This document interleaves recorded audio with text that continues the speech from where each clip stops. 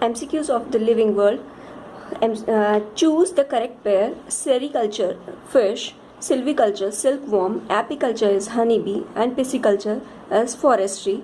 Now, sericulture is the study of silk farming. Silviculture is the study of forestry.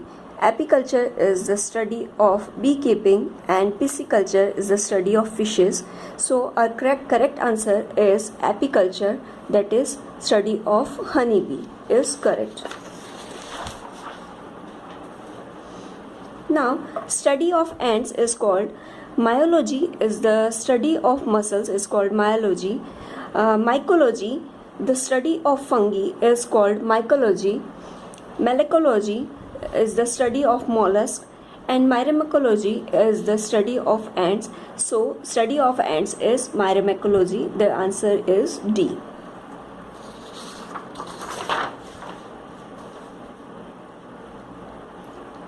Study of periodical changes in plants in relation to seasonal changes. A. Physiognomy. B. Phycology. C. Phenology. And D is photoperiodism. Now, what is the physiognomy? Physiognomy is the study of appearance of something. Appearance of something is called physiognomy. Phycology. Phycology is the study of algae. Study of algae is called phycology. Now phenology. Phenology is the study of seasonal changes. Study of seasonal changes.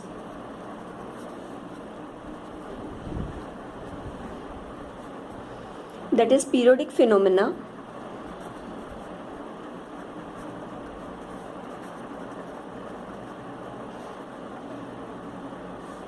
Now of organism in relation to their climate.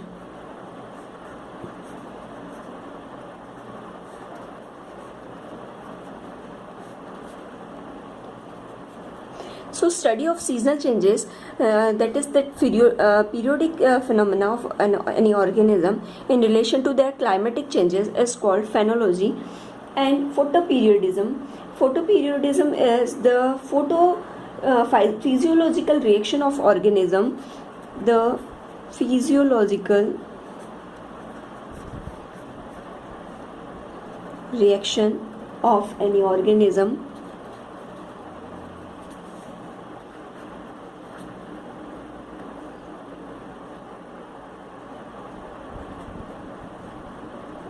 to the length of the day or night.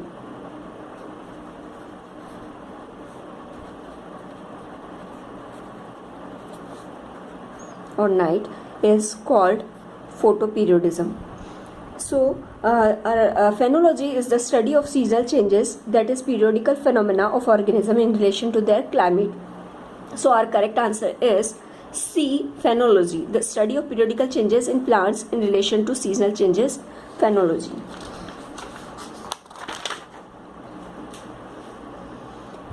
The cell nucleus was discovered by A. Robert Brown, B. Schleiden, C. Robert Hooke, D. is Rudolf Virchow.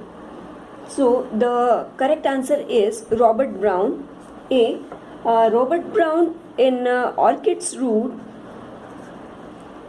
or in flowers, he observed an opaque area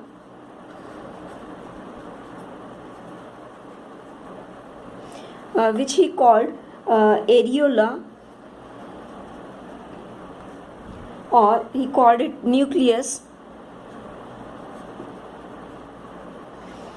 in the cells of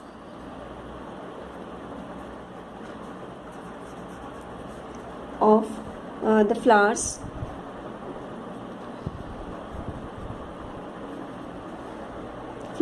outer layer. So he saw he noticed the opaque area in the outer layer of flowers, so he called it areola, or that is nucleus.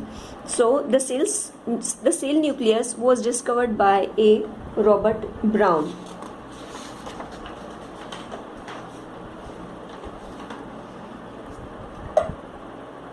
Now, which is the wrong combination? A. Lenz-Steiner blood group, Chargaff and Davidson. A is equal to T and G is equal to C. C is Watson and Crick DNA structure, and D is none of the above. Now, as we know that Lenz-Steiner discovered the blood group O, A and B, so he is the discoverer of the blood group. Chargaff and Davidson discovered they give the Chargaff's law, which concludes that the amount of adenine nucleotide is equals to thymine in DNA, and G is equal to C, that is guanine is equal to cytosine. The amount of guanine is equal to cytosine. So this is also correct. Third is Watson and Crick DNA structure. Watson and Crick discovered the twisted ladder-like structure of DNA.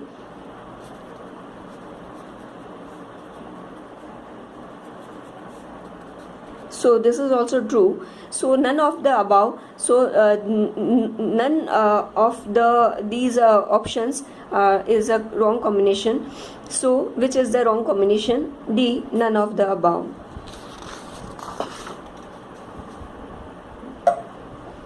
Biological organization starts with A, submicroscopic molecular level, B, cellular level, C, organismic level, and D is atomic level. By the study of particles under a microscope, submicroscopic studies showed that submicroscopic particles like glucose, amino acids,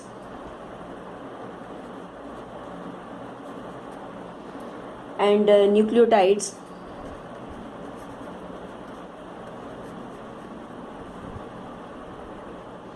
are the submicroscopic particles. They show the molecular level, or it's a type of biological organization, and we can see that this type of organization in molecular level, that is a molecule is the group of atoms. So the answer is A, submicroscopic molecular level. Biological organization starts with A, submicroscopic molecular level. Among the energy values or nutrients, 9.3 calories is that of A, fats, B, proteins, C, vitamins, D is carbohydrates. 1 gram of fat is equals to almost 9 calories.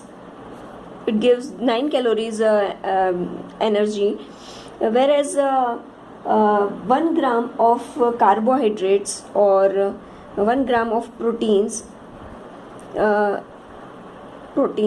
and carbohydrate gives the energy almost about 4 calories. So fat gives the maximum number of maximum amount of energy as compared to proteins and carbohydrates. So among the energy values or nutrients, 9.3 calories is that of 1 gram of fat. A. Maintenance of internal favorable conditions despite changes in external environment is A, entropy, B, steady state, C, enthalpy, D is homeostasis. Now what is steady? We take entropy.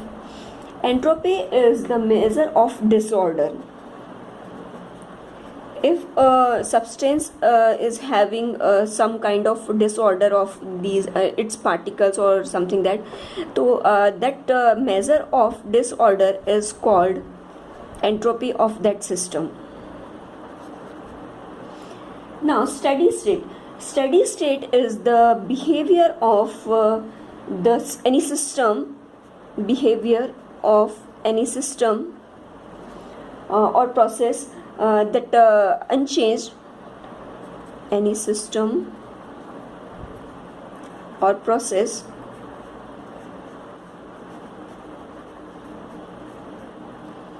that are unchanged,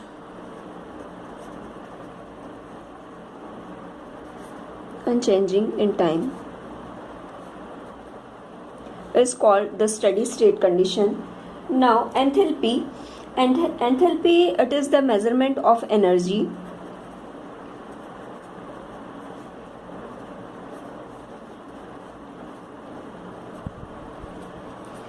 And homeostasis. Homeostasis is the stable condition of an organism. Stable condition of any organism and of its internal environment.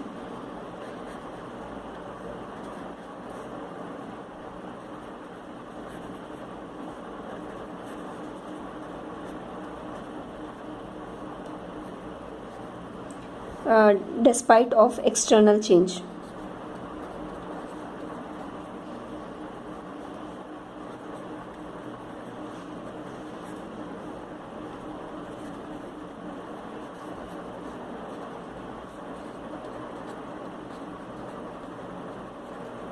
So, if an organism is not and its internal environment or its body is not going to any under change, despite of any external environmental changes, that state is called homeostasis. So, maintenance of internal favorable conditions despite changes in external environment is called homeostasis.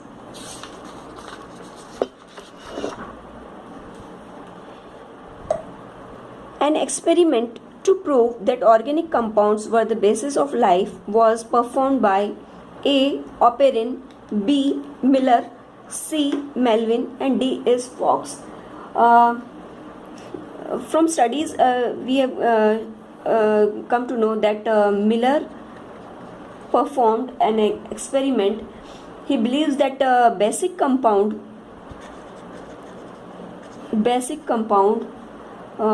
essential for life, those are essential for life. For life can be synthesized in the laboratory.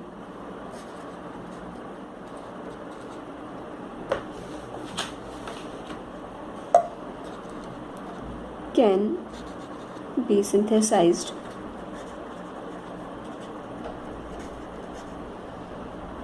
in the laboratories.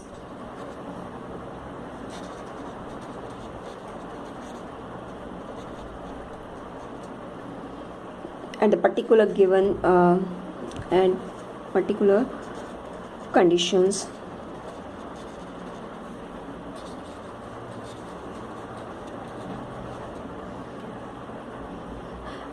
These conditions must be these conditions must have existed in the at the starting of the life or the time of origin of life, must have existed at the time of origin of life.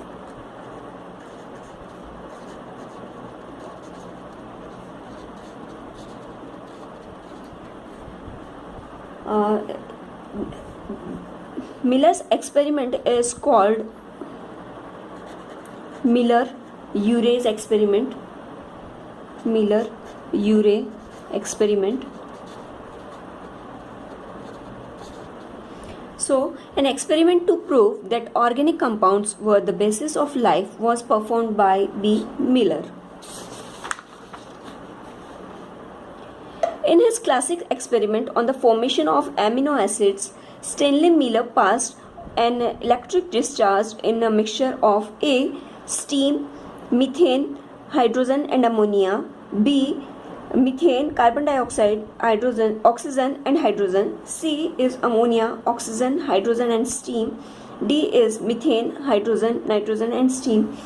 As we have seen in last question that Miller performed an experiment, that is a Miller-Urey experiment.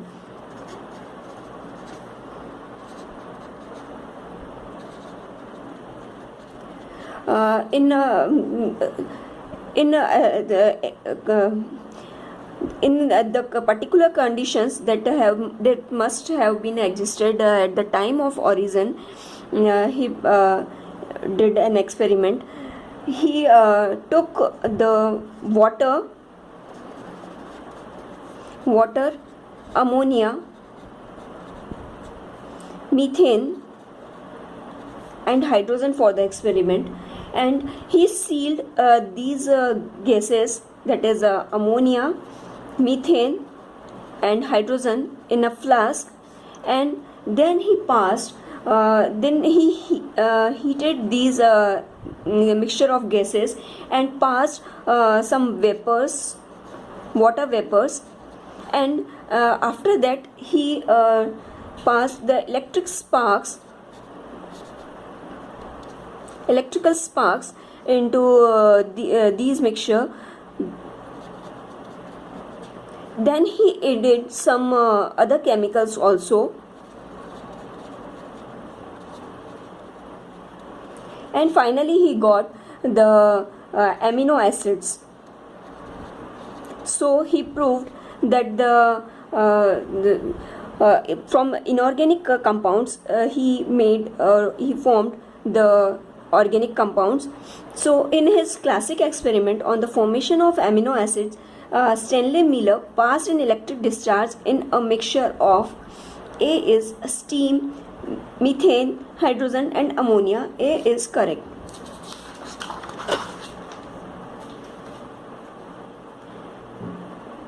Abiogenesis means A. Origin of life from non-living organisms, B. Origin of life from living organisms, C. Origin of viruses and microbes, D is none of these. Non-living things such as simple organic compounds, non-living things,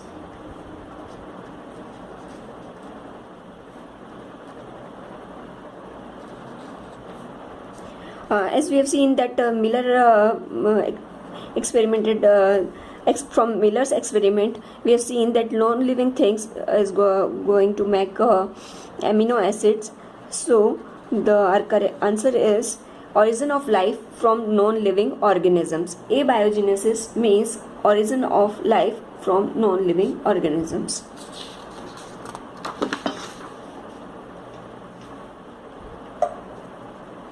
Which one of the following is the correct sequence of chemical substances produced during the origin of life on the earth? A. Water, amino acid, nucleic acid and enzyme. B. Glucose, amino acid, nucleic acid and proteins. C. Amino acid, ammonium phosphate and nucleic acid. D. Ammonia, amino acids, proteins and nucleic acids.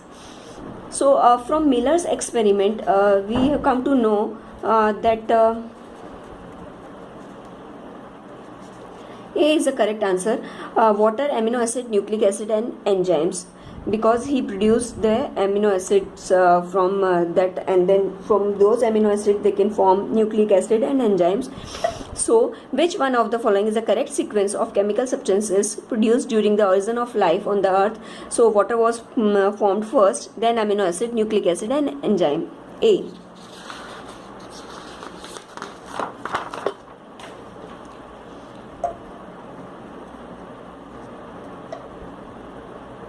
A virus containing ssRNA act as a template for DNA synthesis is called as A. poliovirus, B. retrovirus, C is poxvirus, and D is adenovirus.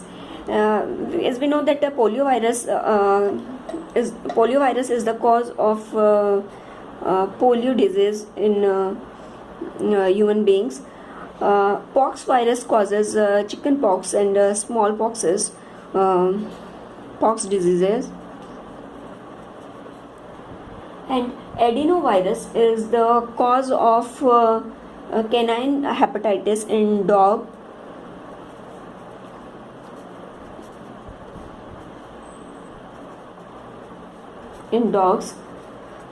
So the left is retrovirus. Retrovirus have an enzyme called reverse transcriptase. Reverse transcriptase.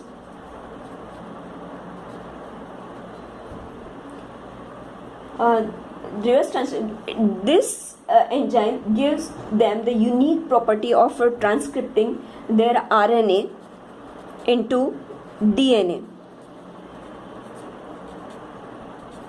This is transcription.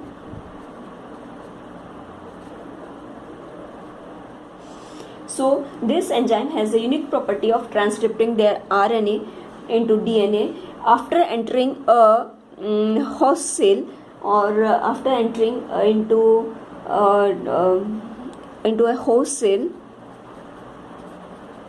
They can't transcript its RNA into DNA outside of any organism or any cell. They need a host. So the retrovirus can then integrate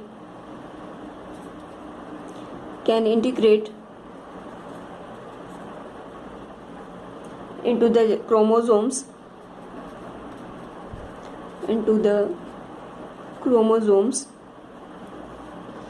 of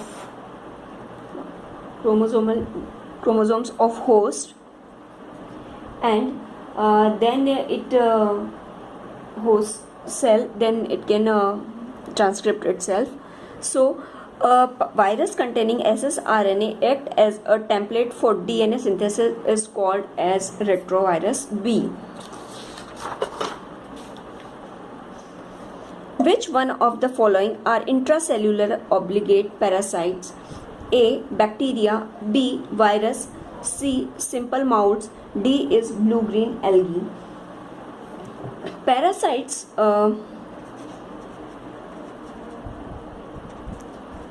that grow and reproduce inside the cell of a host. Viruses, parasites, those grow and reproduce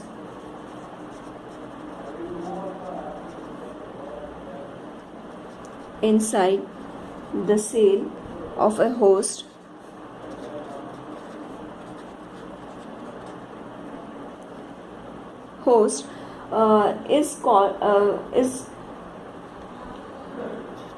Which one of the following are intracellular obligate parasites? A. bacteria, B. viruses, C. slime molds, and D is blue-green algae. Viruses are those organisms that grow and reproduce inside the cell of a host. So the viruses are non-cellular. They don't have cell. Non-cellular, infectious. They cause infection in any living organism. Infectious and obligate parasites.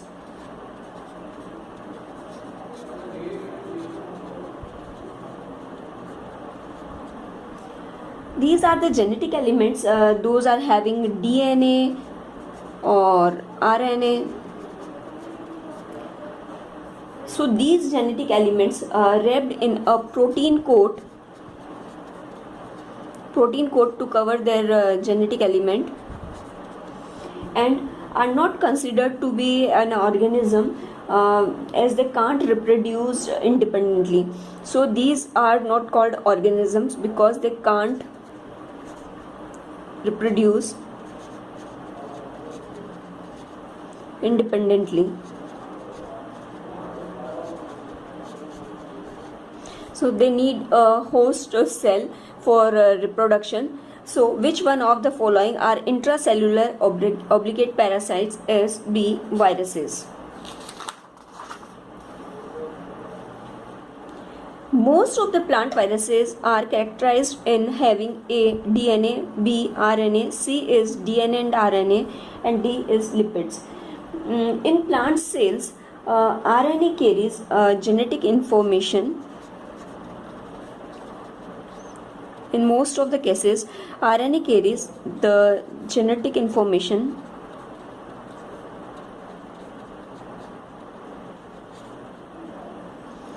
to code for the product of new infectious cell.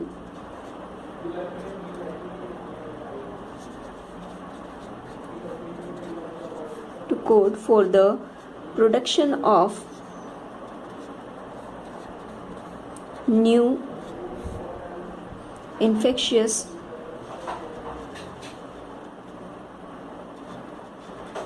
particles. So most of the plant viruses are characterized in having B, RNA.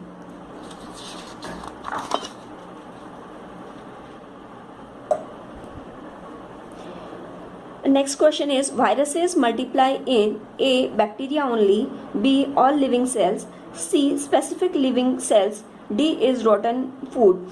As we know that viruses enter into the host cell, and in host cell they replicate by integrating with the DNA of host. So they need a host cell for reproduction. So whether it can be any kind of living cell. So viruses multiply in B, all living cells.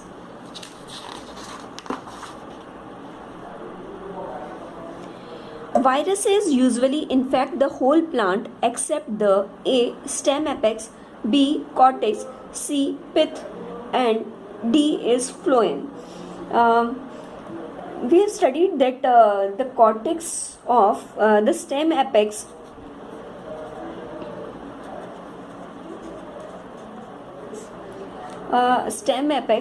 is the plant part which is not affected by the viruses.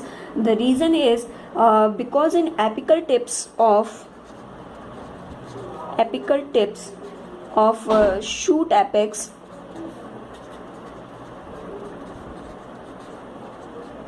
a few growth hormone like auxins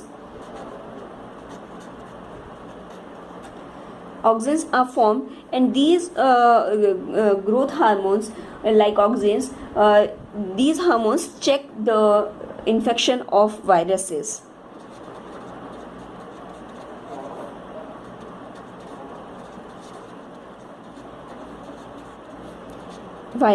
So it's not possible for viruses to infect the stem apex. And one more reason is there that stem apex, meristem or stem apex is the highly active dividing cell. Highly active dividing cells. It divides. It grow very fast. So it doesn't have any effect of virus infection. So viruses usually infect the whole plant except the A, stem apex. A bacteriophage is A virus attacking a bacterium, B, a bacterium attacking a virus, C, a stage in the life cycle of bacterium, D, a virus attacking another virus. A virus that infects and replicates,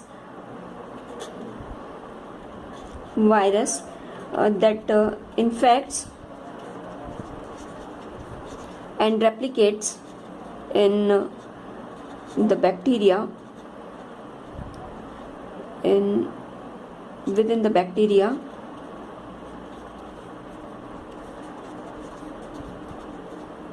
is called bacteriophage.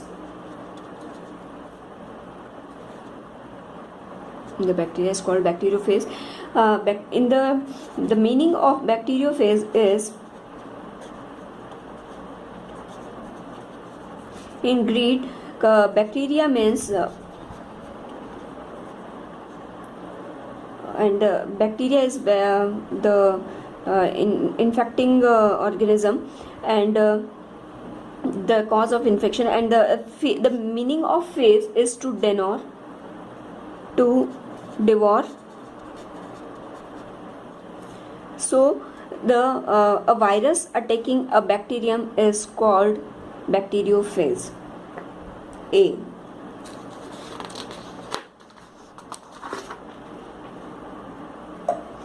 The protein coat of virus is called A. capsid, B. plasmid, C. capsomere, and D is chromophore. Capsid is the protein shell of virus.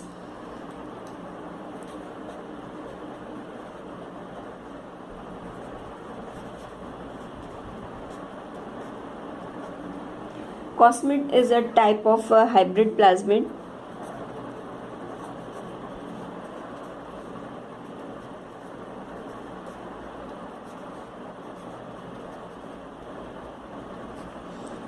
Capsomere is the subunit of capsid.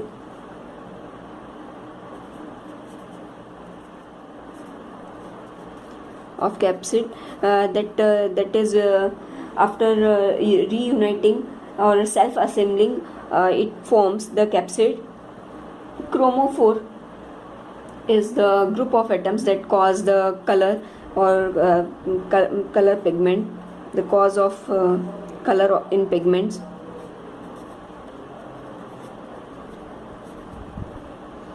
So the protein coat of virus is called capsid A.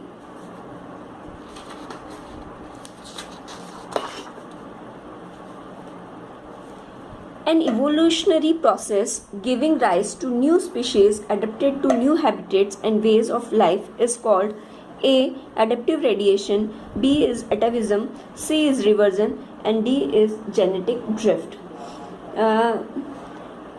In adaptive radiation, a process in which organisms diversify and rapidly from an ancestral species into a new forms when change in environment creates new challenges. So this is called adaptive radiation. So a process in which adaptive radiation is a process in which organisms diversify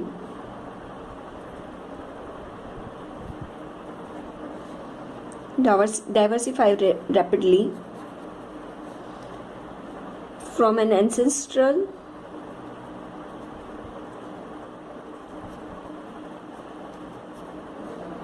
species into a new form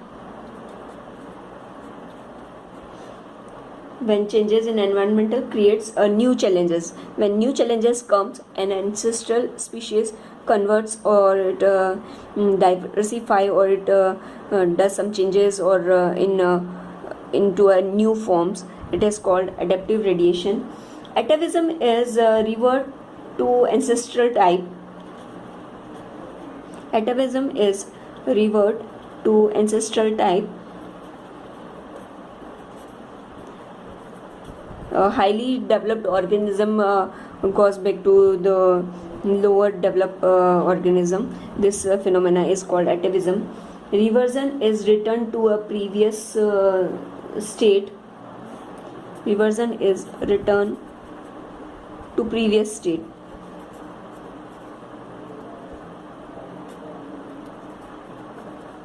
This phenomena is called reversion.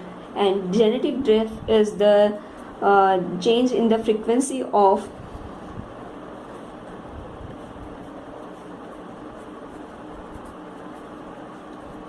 frequency of an existing gene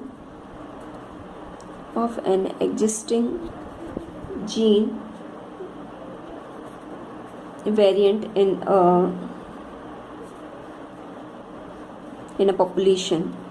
This is called genetic drift. Change in the frequency of an existing gene variant in a population is called genetic drift. So an evolutionary process giving rise to new species adapted to new habitats and ways of life is called, when challenges come, they change themselves into new habitats or new ways of life. It is called adaptive radiation. That is A.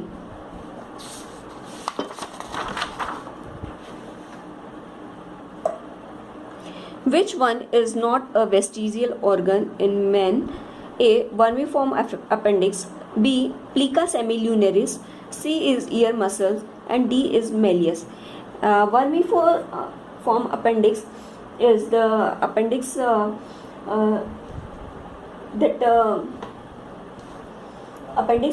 it is a blind end of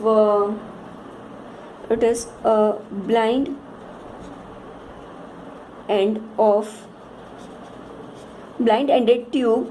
It's a blind-ended tube that connects to cecum.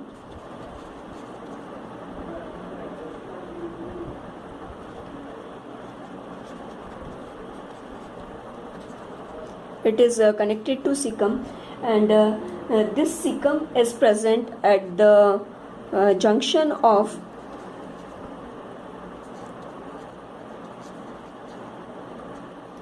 small and large intestine.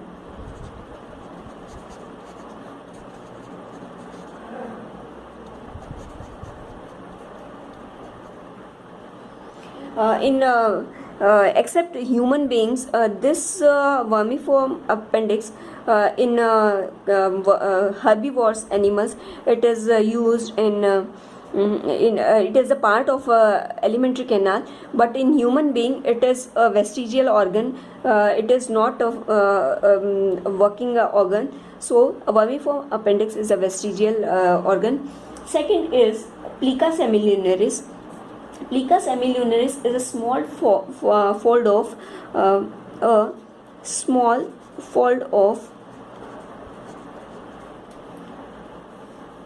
bulbar conjunctiva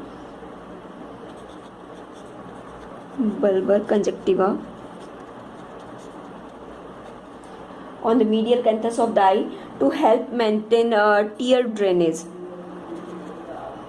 Function is its tear drainage, and it is a part of the third eyelid.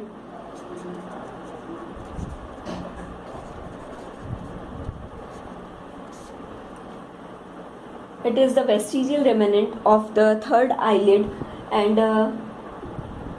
the third is ear muscles. Ear muscles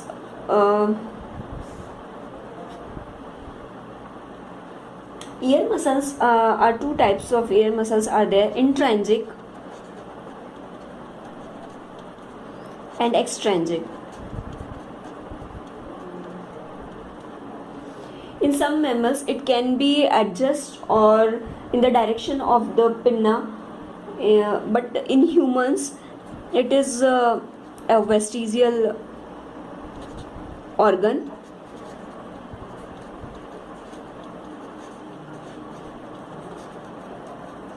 So, from ear muscles, these muscles can rotate in the direction of the sound, or they can adjust the direction of the pinna.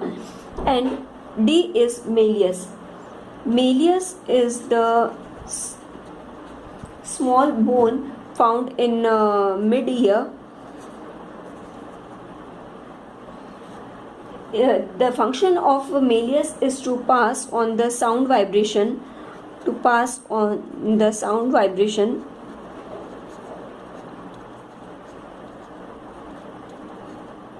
from the eardrum to the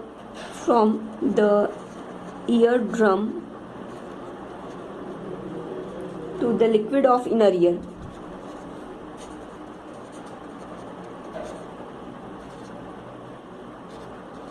bit of inner ear. So it is functioning in human beings. So it is not a vestigial organ. So which one is not a vestigial organ in man is malleus, that is D. Except malleus, vermiform appendix, plica semilunaris and ear muscles, these are the vestigial organs.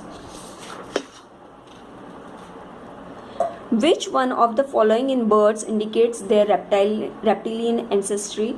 A. Two spatial chambers, crop and gizzard, in their digestive tract. B. Eggs with calcareous shell. C is scales on their hind limbs. D is four-chambered heart.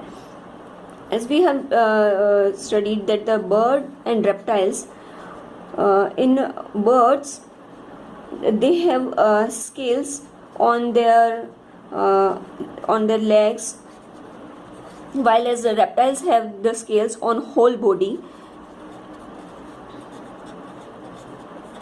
The eggshell of birds is very hard, but in reptiles it is leathery, not so hard. The heart of birds is four-chambered, while in reptiles it is three-chambered, and the two spatial chambers, crop and gizzard, in their digestive tract. Crop and gizzard are found in birds but not in reptiles. So from these conclusions we can say that they are which one of the following in birds indicates their reptilian ancestry is scales on their hind limbs, that is C. Organs that have different embryonic origin but perform similar functions are A. Homologous organs, B. Analogous organs, C is vestigial organs, and D is atavism. So vestigial organs, we have read that vestigial organs, those are not functioning in present generation or in human beings. If they are not functioning, they are vestigial organs to that living thing. Atavism is the revert to ancestral type, and analogous is organs are those organs that evolved differently, but their functions are similar.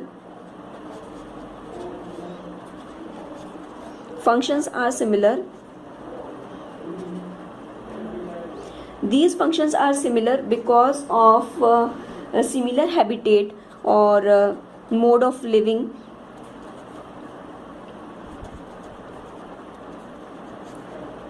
or mode of life.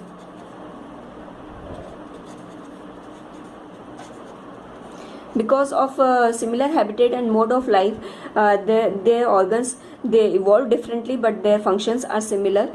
Homologous organs are those organs which are similar in form, similar in formation, similar in form, embryological,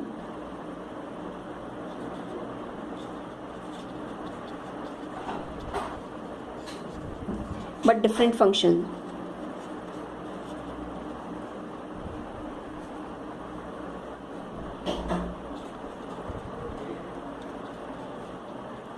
So they are formed same from same method, from same origin, and but they have different functions, so those are called homologous, while as analogous organs evolved differently but their function is similar. So organs that have different embryonic origin but perform similar functions are called analogous organs, B.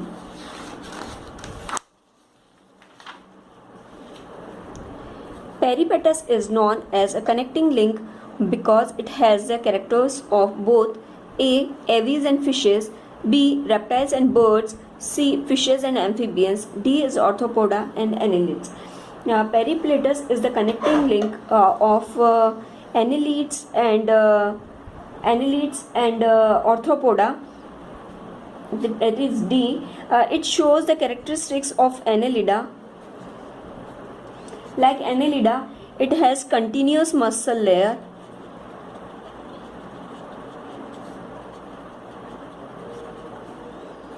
muscleless in the body wall.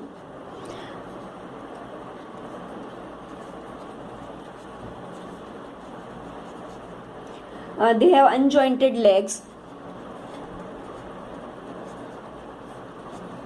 Unjointed legs like parapodia,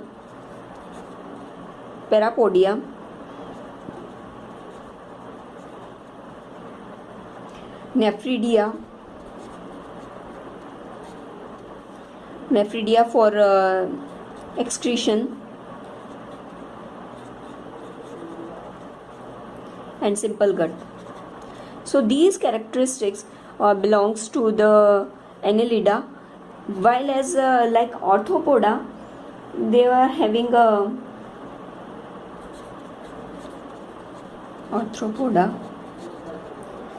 they have claws on legs. Hemocoela is present.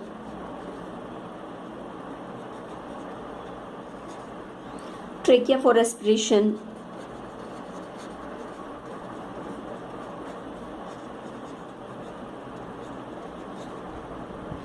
Dorsal hearts with ostia.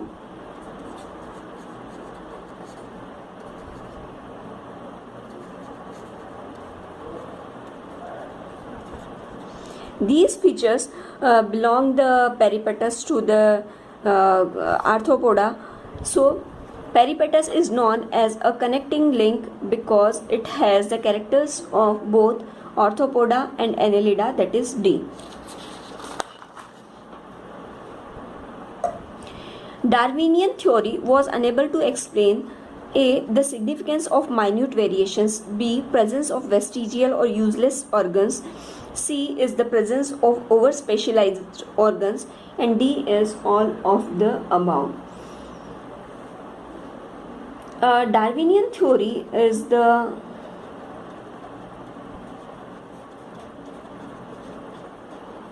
theory of evolution, biological evolution.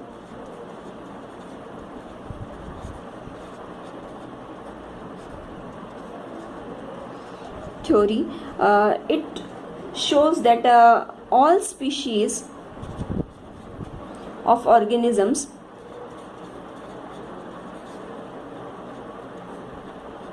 arise and develop through the natural selection.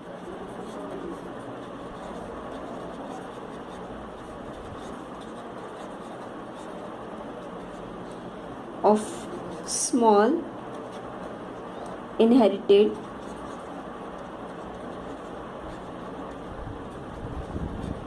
variation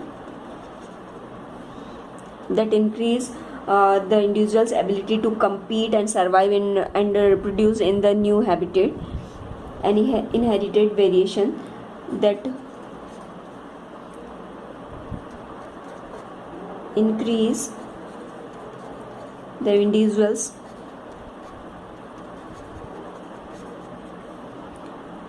ability to compete, survive and reproduce. Compete, survive and reproduce. So this was the theory of Darwinian, but this theory is not able to explain the significance of minute variations, why the minute variations are occurring or happening into the organisms. It was unable to tell the presence of vestigial or useless organs. If some organs are useless in an organism, then why it is present? It should be vanished. C, it could have been vanished. C, the presence of over specialized organs. If the in any organ is over specialized in any particular organism, why it is so? So the Darwinian theory was unable to explain all these things. So the answer is all of the above, that is D. Darwin's finches discovered from the Galapagos Island provide evidence in favor of A. camouflage, B. mimicry, C. is biogeographical evidence of evolution. D is seasonal migration. There are 13 finches, 13 type of finches described by Darwin.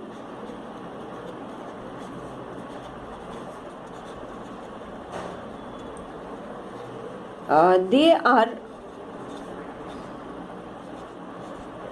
geographically isolated.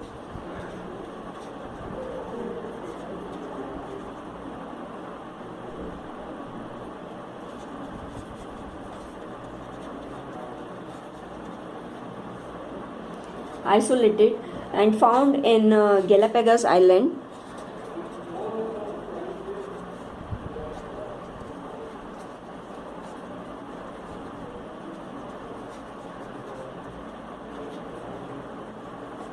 Of South Pacific. It is in South Pacific. So these 13 finches which are described by Darwin's, and these are the geographically isolated area. So Darwin's finches discovered from the Galapagos Island provide the evidence in favor of biogeographical evidence of evolution. Let's see. It is geographically isolated. So the brain capacity of Homo erectus was A 800 to 1300 cc, B is 1650 cc, C is 650 cc, and D is 1400 cc. The capacity of Homo erectus is 900 cc, 900 cubic centimeter.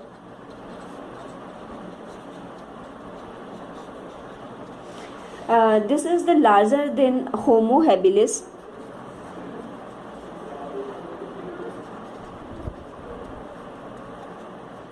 This is larger than Homo habilis and greater, smaller than Homo heidelbergensis.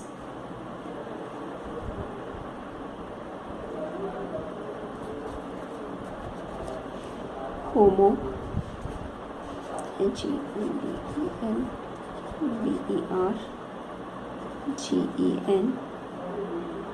Heidelbergensis. Sorry, it is greater. It is smaller than this and greater than Homo habilis. So the brain capacity of Homo erectus was 800 to 13 cc because the option is the capacity is 900 and the option is 800 to 1300 cc.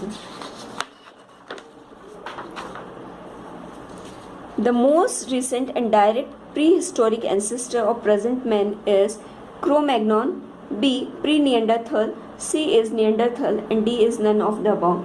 The timeline of the growth of human beings is first was pre-Neanderthal, then Neanderthal,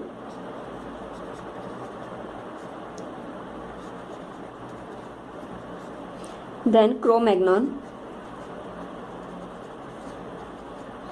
then the modern Homo sapiens.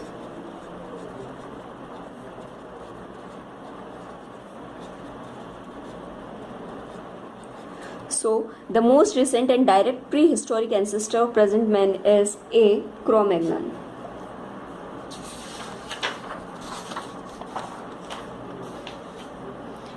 Next question is, which one of the following evidences does not favor the Lamarckian concept of inheritance of acquired characters? A. Melanization in peppered moth in industrial areas. B. Presence of webbed toes in aquatic birds.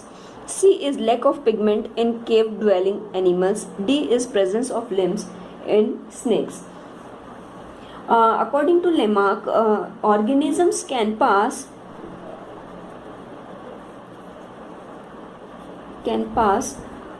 on acquired characteristics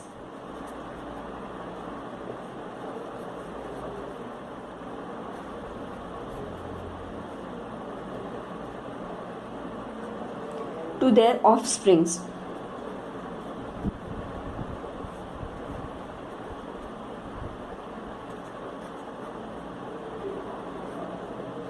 So, absence of limbs in snakes is true, because it is not an requirement. Lack of presence of webbed toes in aquatic birds, because in aquatic birds the webbed toes is required for swimming. Melanization in peppered moth in industrial areas, to protect from harmful gases and rays. The melanization happens in the moth, but the lack of pigment in cave dwelling animals, it does not have any favor. Why it is so? So the which one of the following evidences does not favor the Lamarckian concept of inheritance of acquired character is lack of pigments in cave dwelling animals.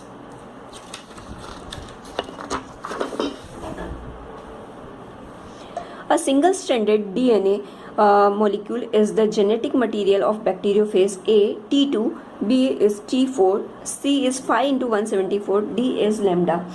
The answer is 5 into 174 bacteriophage, because it has the single-stranded DNA.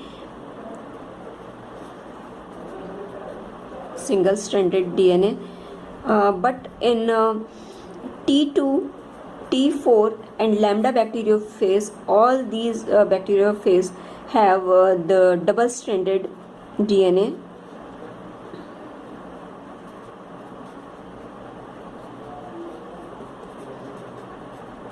So T2 bacteriophage is having double-stranded DNA, T4 is also double-stranded, and lambda bacteriophage is also having double-stranded DNA, while as 5 into 174 bacteriophage has single-stranded DNA. So a single-stranded DNA molecule is the genetic material of bacteriophage is 5 into 174.